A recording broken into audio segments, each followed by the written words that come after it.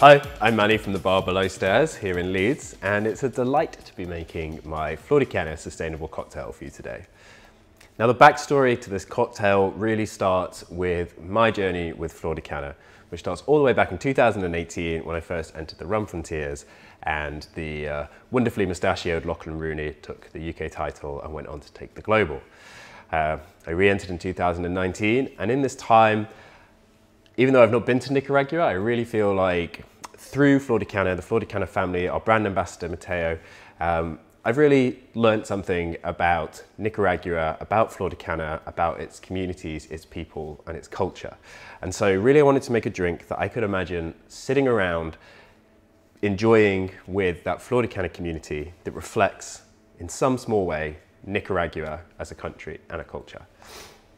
Of course, the other inspiration is sustainability.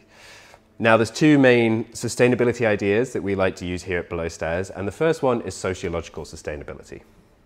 So that inspires this first ingredient, which, as ever should be the case, dictates the rest of the mix, Floricana 12-year-old.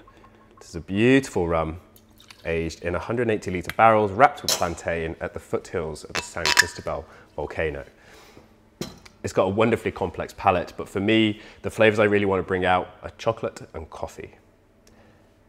Now, when we talk about sociological sustainability, we're talking about fair prices, fair wages, and looking after the communities that contribute to producing the ingredients we're going to use.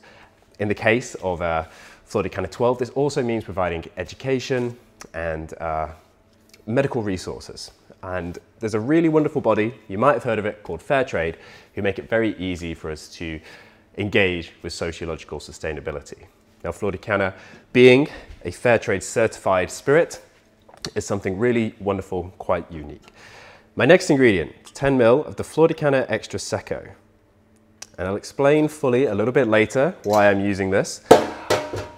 But it's going to bring notes as well of a kind of white chocolate, white pepper, and a little bit of a green herbaceous quality.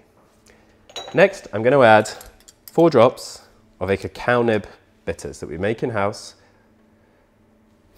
which is going to really enhance that kind of sultry chocolate note that we have in the Floricana 12. Now, moving on from sociological sustainability, we can talk about ecological sustainability.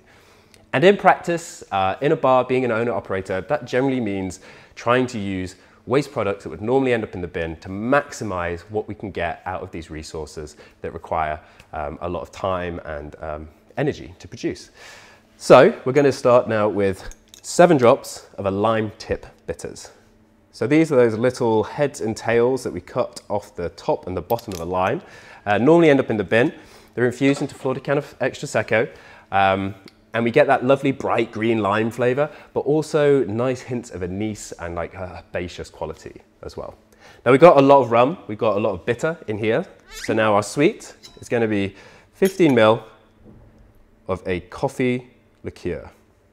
Now, this coffee liqueur is made from Nicaraguan coffee beans that have once been used to make an espresso already. Then we take that little firm puck, we infuse it into Floricana 7-year-old with some sugar, Fairtrade sugar, and also a vanilla bean. It's going to enhance the coffee note in the Floricana 12, but also just give us this like beautiful acidity and little hints of spice as well. It's also a nod to Nicaraguan coffee producers and coffee being such a big part of Nicaraguan culture. Next, I'm going to add 8 drops of a 10% saline solution. So this is going to be a natural flavor enhancer, but also there's enough salt in there so it actually becomes a flavor of its own. And it's a little bit of a nod, that minerality, to the San Cristobal, which obviously dominates so much of the Nicaraguan kind of mindset and culture. Now, this drink is designed from the ground up to be served simply over a block of ice. I'm adding 40 ml of water here, so there's no need to stir or shake. And the reason for that is that I wanted this drink to be zero water waste. It's not something that affects us a great deal here in the UK, but sustainability and our approach to sustainability should be with a global eye. Also, to tie back in with my backstory, I wanted to make something that I could put in a bottle and we could sit around, we could share, we could just simply pour together and enjoy something beautiful with Floricana that reflects Nicaragua. So pour this over my ice. As I said before, whilst it might seem strange that this isn't stirred, isn't shaken, the construction of the cocktail is all about it being right at this temperature.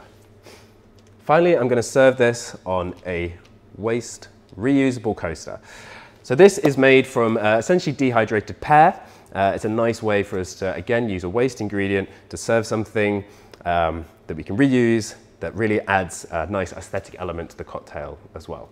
Now, as this drink's inspired by my beginnings with Flor de Cana, I wanted to reflect that in the name, and so the cocktail is simply called the Steamship. Thank you.